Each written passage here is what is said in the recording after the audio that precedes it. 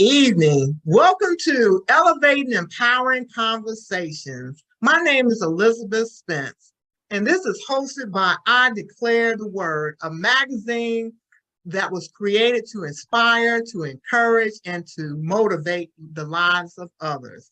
Also includes topics of interest, daily declarations, and life quotes for you to read. I will tell you a little bit about Elevating Empowering Conversations, but first, I would like to introduce the ladies that will be joining us this evening on this panel. Annette McGee. Hello. Rochelle Williams. Good evening. Tyrus Akins. Oh. Thank you, ladies. I really appreciate you joining in this evening. Now, first, I would like to tell you a little bit about this platform. I'm really excited because this is a new journey for each and every one of us. This platform is to encourage people to see life situations from multiple viewpoints and being open-minded, having a conversation with a desire to learn, deepen your understanding, and strengthen to become a better version of you. So last time that we was together, we had covered grief part 1, and that consists of talking about what is grief, what other circumstances of loss can cause grief, and how has grief affected you. So this evening, we will cover grief part 2, and we will talk about coping with grief, helping others with the grief process, and talk about resources available for people struggling with grief. So first, we are going to talk about coping with grief. So we want to go ahead and get started. Annette, if you can start, please. Okay, quite a few years ago, I was grieving a relationship loss. And I remember eating way too much, trying to numb the pain with comfort food. A lot of fried chicken and apple pie a la mode was like my menu of choice.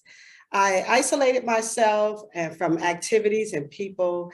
I was like angry and really short, with in conversations.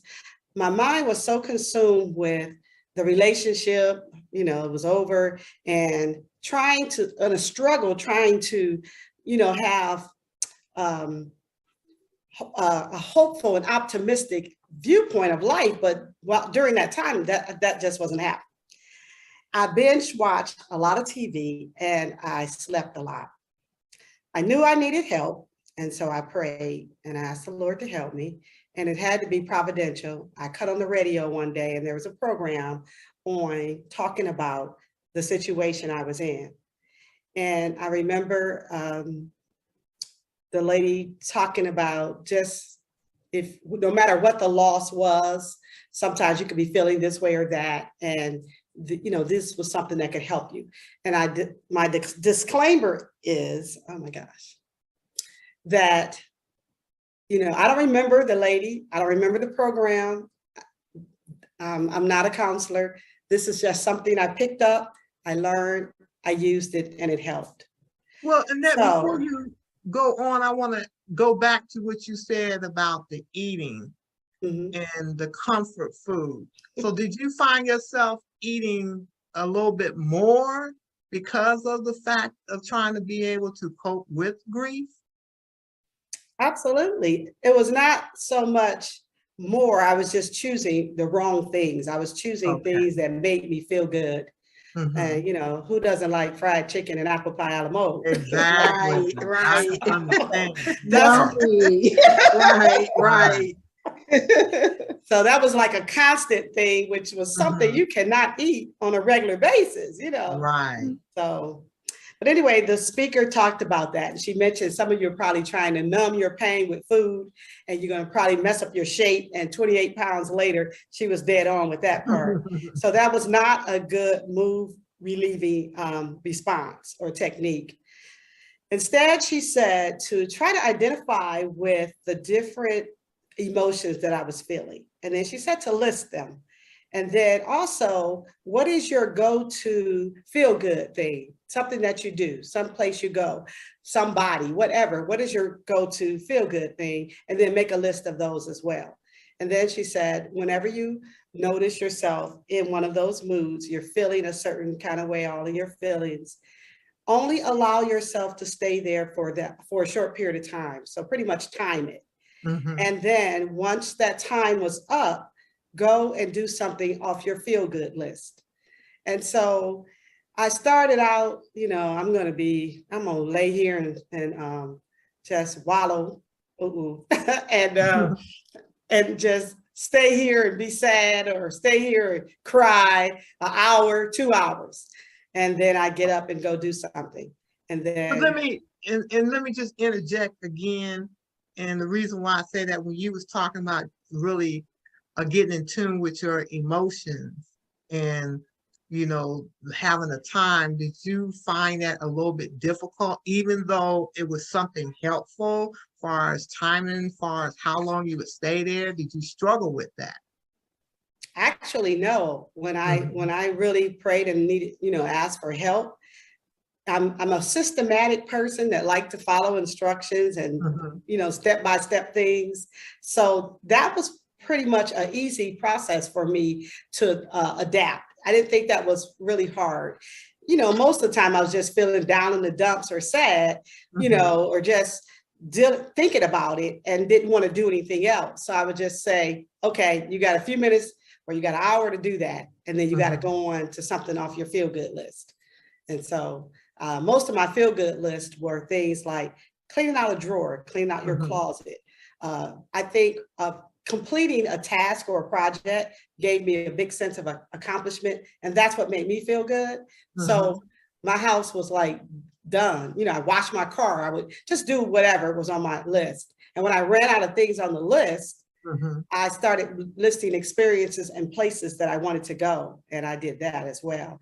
And then I find that the time that I was spending in a sad place was just shorter and shorter, till it got to the point where I said, I don't have time to be feeling sad today. I need to go and get out and do this, that, or the other. So I just evolved. It was awesome. Well, that's great, because it seemed like it was, you had to do a little bit of self-talk. Absolutely. Wow. So it sounds like to me too, you encouraged yourself, you pushed yourself. Yes. You didn't stay there long. You pushed yourself. You found things to do to keep your mind occupied. That's a good point. Yes. Yeah. I think about that. I was trying to get myself better before I did the next thing, which was bring closure to the relationship. And so I had to get myself right before I could do that. Wow. So you really had to dig deep into yourself. Yes. Almost. It's like, into your emotions, so you can kind of like get through that process and then get to the next process as far as letting go or accepting it, as far as the relationship ending. Yeah. Well, mind you, I never mentioned, but I actually broke the relationship off. So it wasn't somebody that like dumped me. So it wasn't a real deep place. It was just sad because I had to end it. Rightly so. and then when you gain strength to be able to do it. Yes. That was good. Along the way. Yeah. And what I like is that word you use, you acknowledge the fact that this relationship is over. And that's the key. We have to acknowledge and accept that it's done, it's over, and you moved on. Yeah, so that makes a big difference. Yeah. All right. And what about you, Tyrus? Well, I'm going to piggyback a little off of Annette, and when she talked about the feel good, one of the things I've talked about before is dance makes me feel good. So, getting into dance. So that is something that I do to cope with grief. The other thing is I meditate on the word of God and allow, the word to saturate its power and anoint in me. And then I wanted to share also for the audience you know, we have to be patient. Mhm. Unfortunately, a lot of us will experience some type of grief. And what we have to do is to just go through it. Once we go through it, we'll see the learning lesson from it, you know, eventually. I think that's a good point that you said, Tyrus, about being patient when you're trying to cope with it, because sometimes we try to rush the process. Yes, yes, we do. We try to rush the process and then we don't get out of it. And so Yeah. we constantly, year by year or month by month, still going through the same thing, kind of like going around the mountain again, you know. Mhm. So, yeah. Um, and actually, also um, some type of fitness or exercise program or something that helps me to cope also. Mhm. And so I wanted to share that with you all. Well, that's a good sharing, because Mhm. a lot of people don't think like that, as far as, exercising. I think I was more toward the eating part. Well, you got to still end up back at the exercise if you do. Yeah. My Yeah, exercise was feeding. That was my exercise. Yeah. Now, Mm, definitely, you know, it's been times where, you know, I remember one time I was going through a depression stage, and actually, I was at church, and I was, for some reason or another, I was in something, this mood, and I mhm, remember sitting in church, and all of a sudden, this weight lifted up off of me, mm. and I was free. I knew I was free then because that weight, I literally felt it just lift up off of me. So you're gonna go through some things, and I think I had been going through whatever for a while, but that day God chose to lift that weight up off me, and I was grateful. Wow, that's great. That's awesome. That is yes. awesome. And what about you, Rochelle? Well, for me, my situation is a little different. Like I stated before, growing up without my dad, me really coping without having my father in the home with me was a little different, because as a child, I really didn't pay it too much attention. But when I got older, it was different, because I didn't realize that as time went on, I really, really was missing him. So it was like coping with it, I would push it out of my mind, wouldn't think about it, go on about my day, and as I got older, when I really, got relationship with God, I knew how to pray and ask God to just, get it out of my mind, not let me be sad or haunted by it, because he was not in my life. And then I found myself being excited when I ran into fathers who was raising their children and just always encouraging. So for me, it was kind of like an encouragement to other people that were fathers, like, even watching my sons grow up and have their own children and just always pushing them to always be in their kids' lives, watching my brother who had sons, just watching and encouraging them to continue to be great fathers, and never leave your children, always support your kids. And it was kind of it was very encouraging to me. And I find myself now, I'm always, saying to people that I know that's fathers, tell them how they're doing a good job, you're a great dad, and just pushing them, encouraging them. That's that was my coping part of it. And see, that's a good point that you made, because you have experience not having your father around. Mhm. So that's something to, push your sons and let them know, look, I know what it feels like. I don't want you to take your children through what I went through. And I think Mhm. that's very good. It was a lesson to be learned out of that, Mhm. Yes. so. Okay. And so just for me to expound as far as how I cope with it, during that time I was young. So my spirituality was not where it's at now. I went through a lot of anger. I went through, not wanting to accept. I was saying why.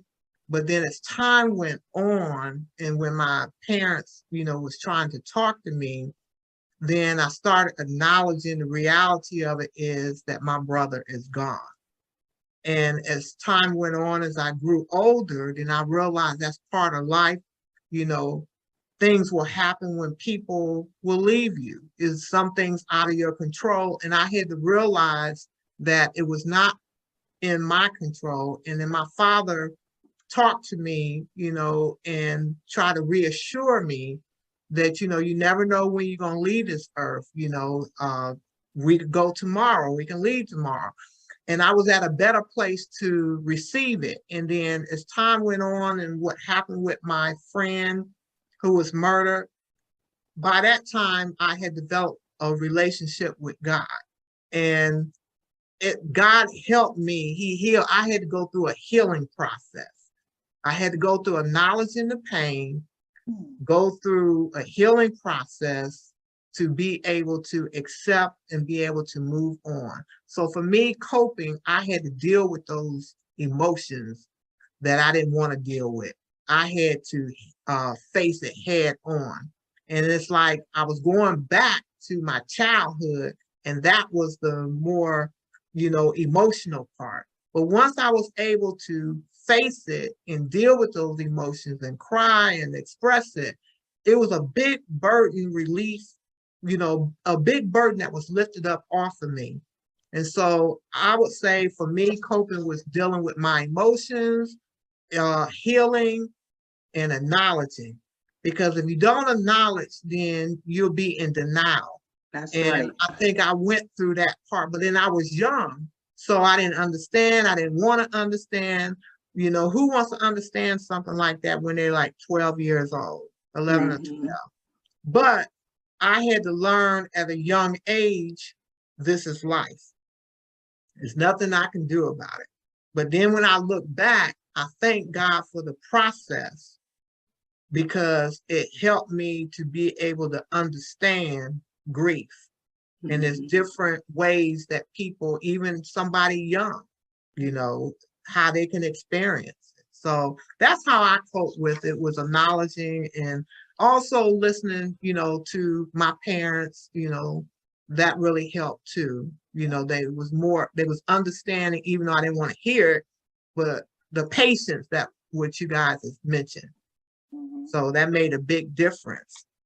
So with that being said, the next question that we are going to go to is helping others with the grief process. So we're going to talk about that. One of the things I remember, well, a little bit later, I'll talk about this book that we had to read, but we had to go through a class at our church. And part of the class was actually, if you were in any type of grief, I guess our pastor said hurting people hurt people. So before you can be in a ministry, you had to take a class. And the class, we had to read the Grief Recovery Handbook. And the book talked about the different sessions we had. We had to actually write our letters, do all the steps, and go through the process to heal ourselves of whatever we were dealing with at that time. And one of the things when we were sitting face to face talking with the other person, one thing I remember that stood out was that when people began to pour out and cry and talk, that he said, don't ever suppress them. Don't stop them, hug them. Oh, it's gonna be all right. And start saying a lot of things. He was said just to hand them Kleenex and let them pour out. Because sometimes stuff can be built up like a pressure cooker. And sometimes they need to get it out. So if they begin to do that, that was one of the things he said to when you're listening to someone, when you're sitting there with someone that's grieving, and if they, break down, let them get that out of their system. I agree with you. Right. I mean, those are some valuable points that you just made. I think that's really good to allow them to be who they need to be at that particular time and to be able to deal with it instead of trying to make them, you know, express the way you think they should. So that's a good point. Yes. And what about you, Tyrus? What I realized is that you know, don't try to rush through the process. Again, be a good listener. Make sure you listen to what, you know, basically like what Annette was saying, you know, because, you know, people, they have a lot on them. And so you don't want all of this stuff just exploding at one time, you know, because you're pressuring them or anything. But go ahead on and, you know, listen, be attentive to a person and their needs. And one thing that really gets me is be a person who keeps in touch. I know a lot of times after people have gone through grief, and I'll say like if somebody has died in your family or something like that, make sure to keep in touch with that person because you may forget that you need to call them or something. And if you don't call them, then they don't hear from you. And then people are really going through things. They're really going through a lot. And so keep in touch. One thing a lot of my friends will say, and I mean, friends from the past, I know people from many, many years, and I'll call them, you know, every so often. And they said, and all of them will say, Tyrus, you are the one that always keep in touch. So make sure to keep in touch with people, you know, to let them know that you're still thinking about them, you know, do they need anything, or, you know, what can you do for them? You I know have a friend that, Go ahead. I was going to say, I have my friend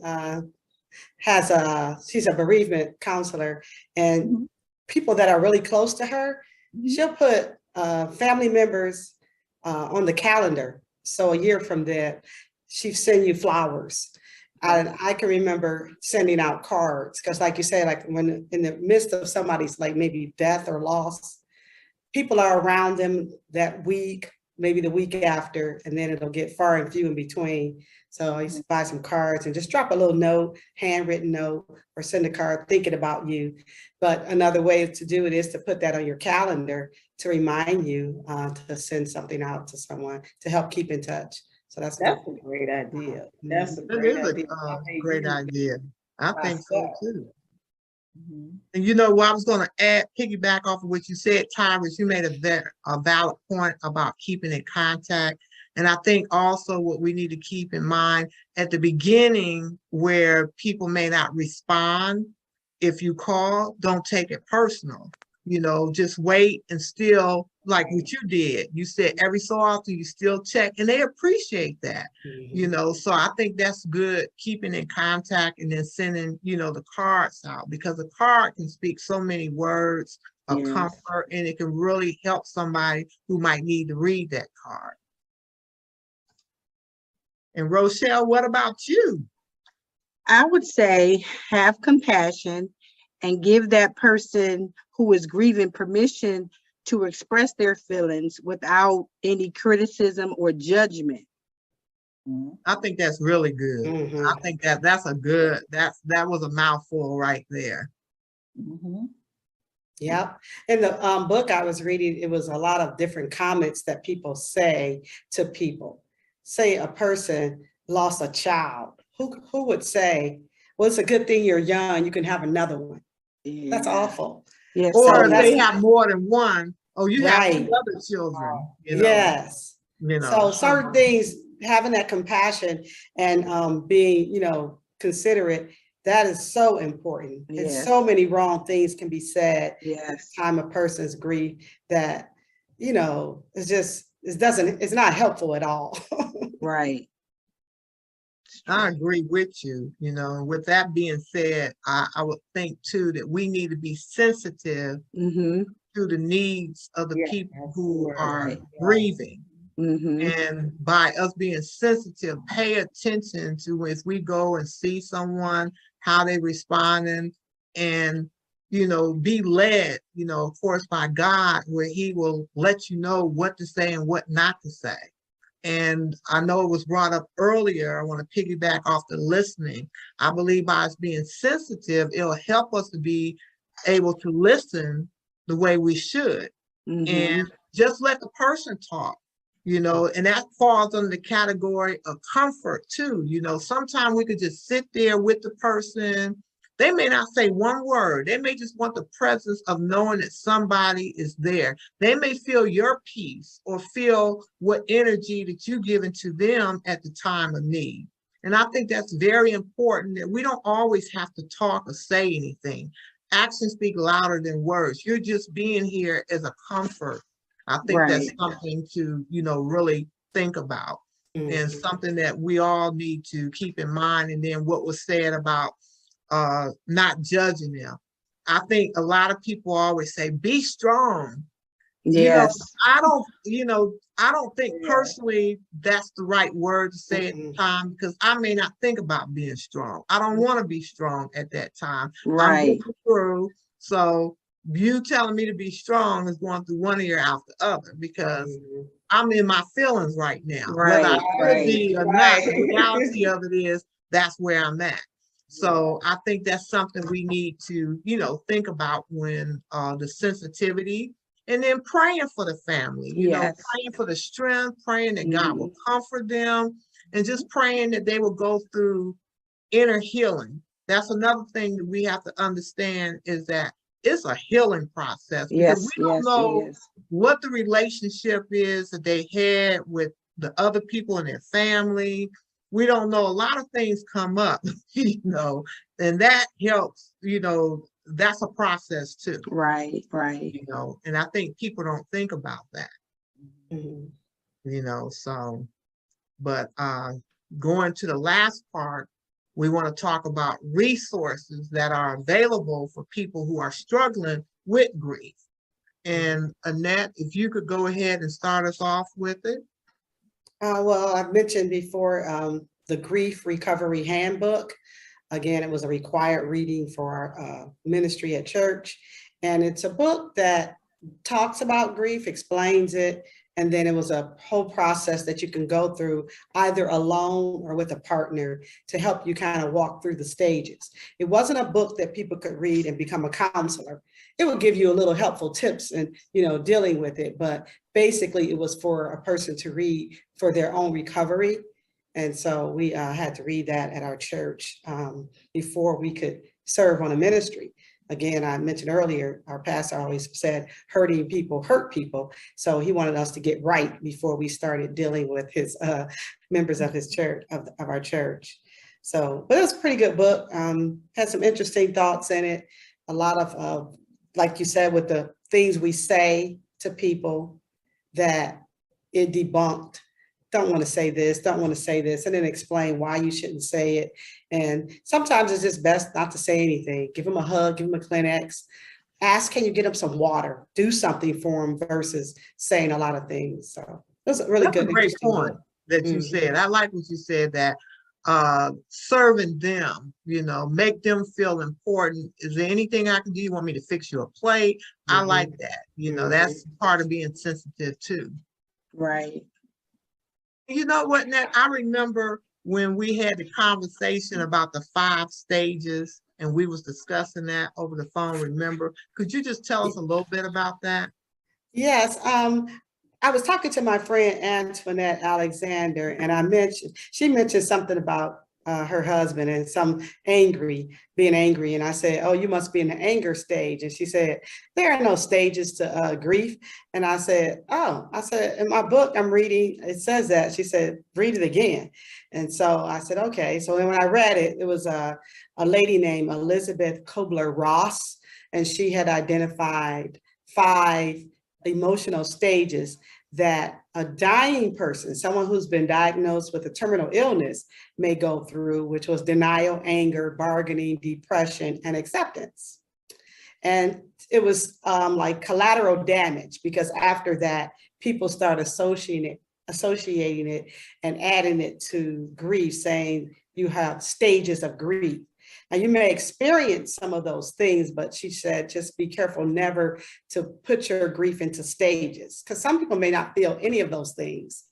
And if you say, today I'm feeling this, now next I'm going to feel that, and people will feel those things because somebody said you should, and that might not be the right process for you when you're going through. So that was kind of like what she had mentioned. She said there was no stages to grief, and no one should create any time frame or stages for you while you're grieving. But you know what, I find that interesting, because if you look up information on the internet, and we have been taught that there are 5 stages of grief. I find that interesting that it's in that book, so that can become controversial, and I just think it's good to bring up, and that can educate our audience, and then that's something that they could just, you know, look further into.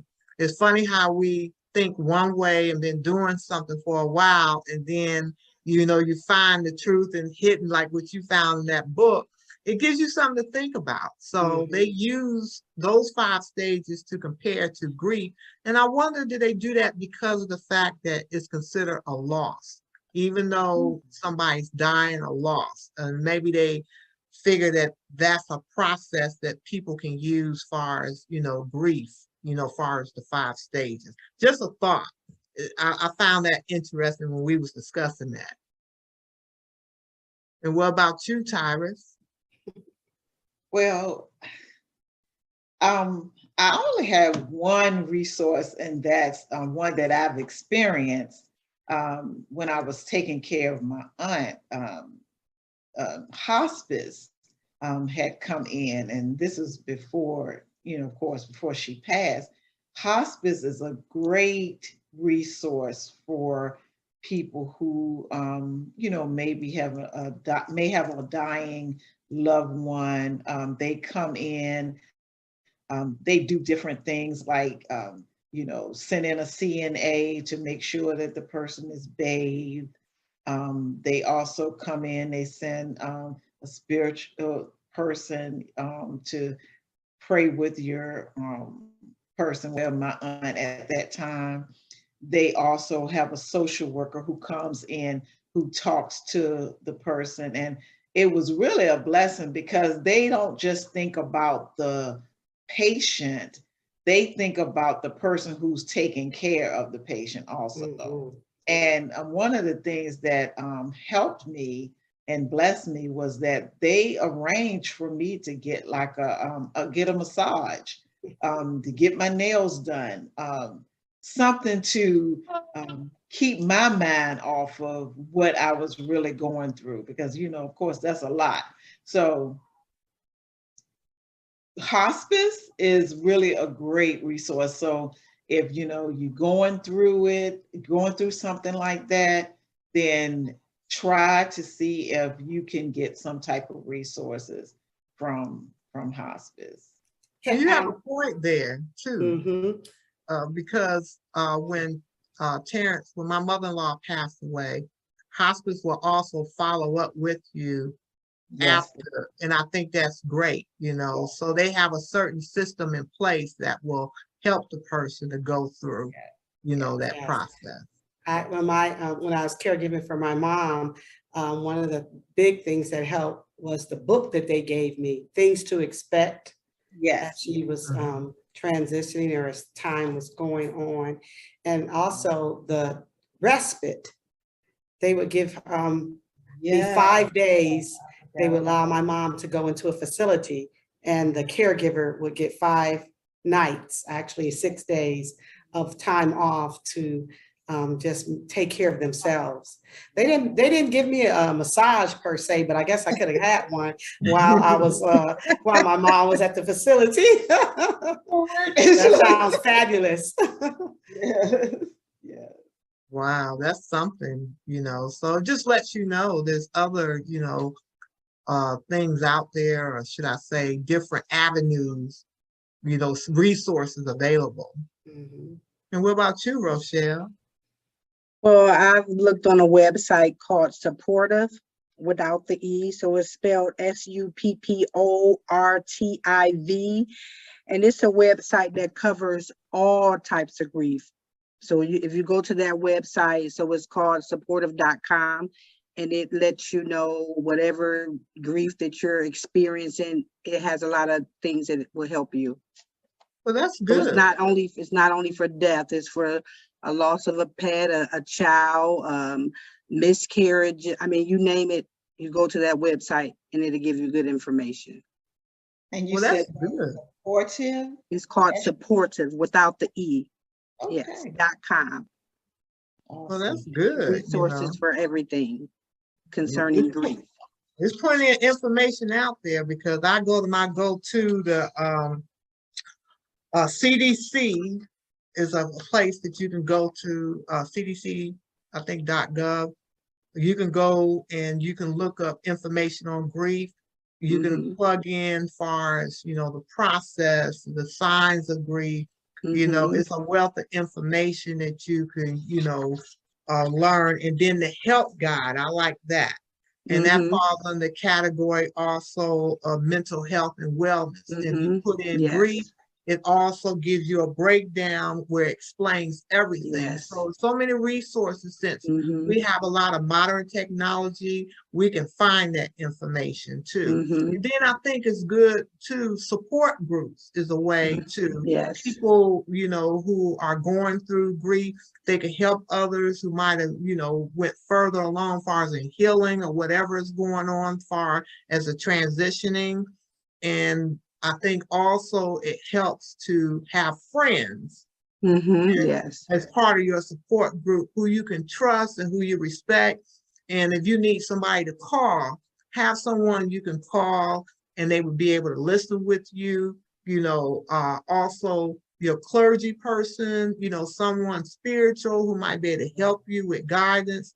I think it's so many different resources. We need to be able to tap into it and be able also to recognize when we need help as well. That's important too, because isolation, some people can isolate themselves for a long period of time. Right. That's when depression will come in. Right. When I think back to what happened when I was younger, I probably went through depression and didn't even realize it was depression because you're young and you don't understand Right.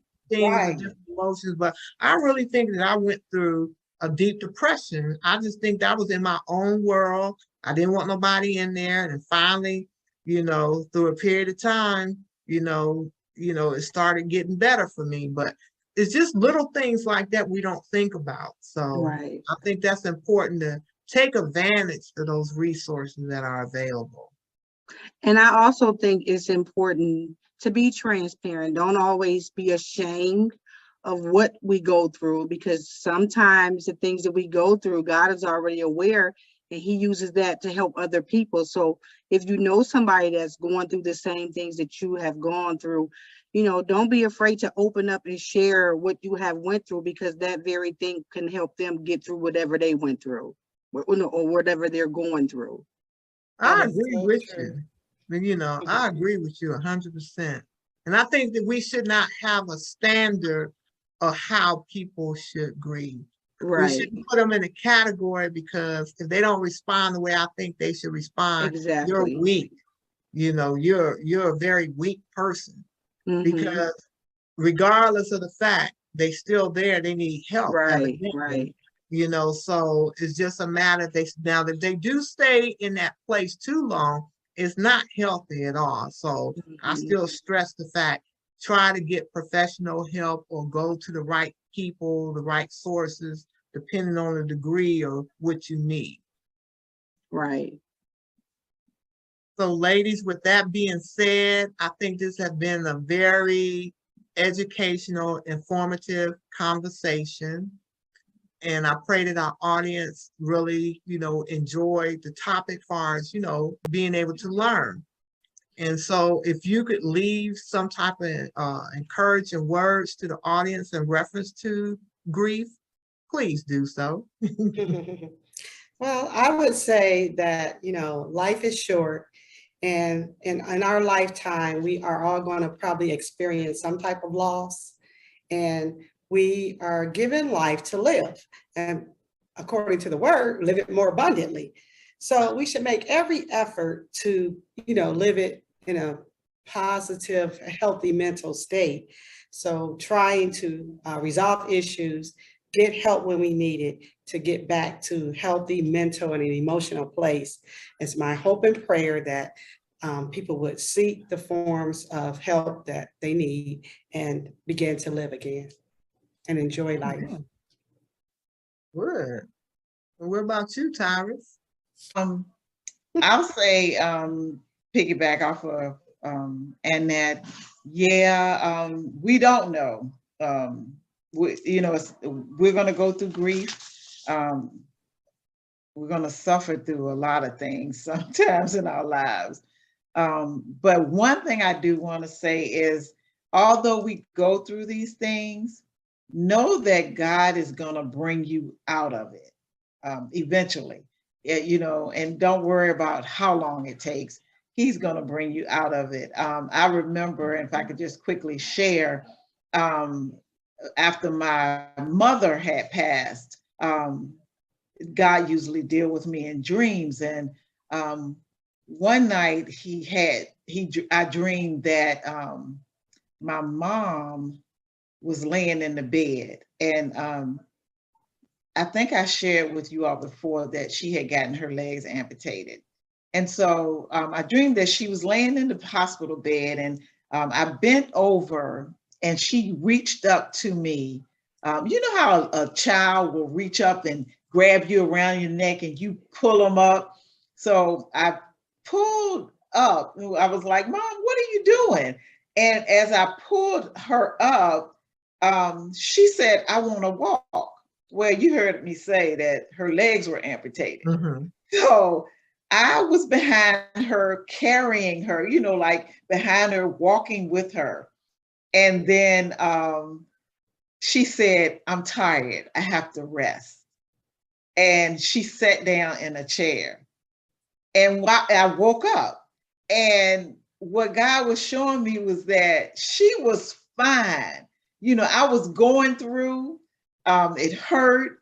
I was, suffering, but he let me know right then, don't worry about it. Your mother is fine. She has taken her rest. So just know that God is he's gonna work it out. He's gonna make sure that you will get through the grief. That's great. That's a good takeaway leaving, trusting God with the process. Yes. And what about you, Rochelle? I would say don't put a limit on your grieving. Spend some time grieving intentionally, seek out the right resources, and know that everything is not going to always be what we expect it to be. There are going to be some times we're going to have to go through some things. But like Annette and Tyrus was speaking, we have to trust God in all things, knowing that He knows what's best when we don't know. And we just have to trust God through whatever it is that we go through in this life. And that is so true. That's a great point. And I would say too that we need to spend time loving on each other. Yes. Not allowing differences and past to keep you from, being family or, spending time, because we never know the day or the hour when God will take us away. And I think the worst part is once the person is gone, people feel guilt and they feel so many different negative emotions saying, I wish I would have done this. I wish I would have done that.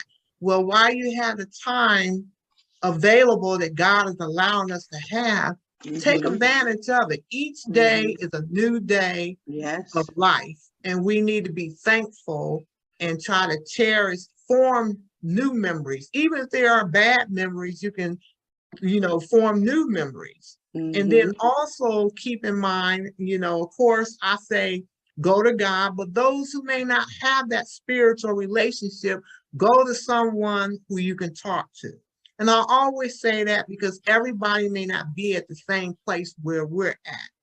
And we want them to be able to have some type of avenue where they can talk to someone, just keeping it real. And so I just say, I want to smell my roses while I am alive. When I'm dead and gone, those roses will be on that coffin. I can't smell nothing. Right. Right. But I'm That's just true. saying, we need to cherish the moments. Yes. And if you have an art with your family member, try to resolve it, because you don't know when will be the last time you will see that person, even a friend.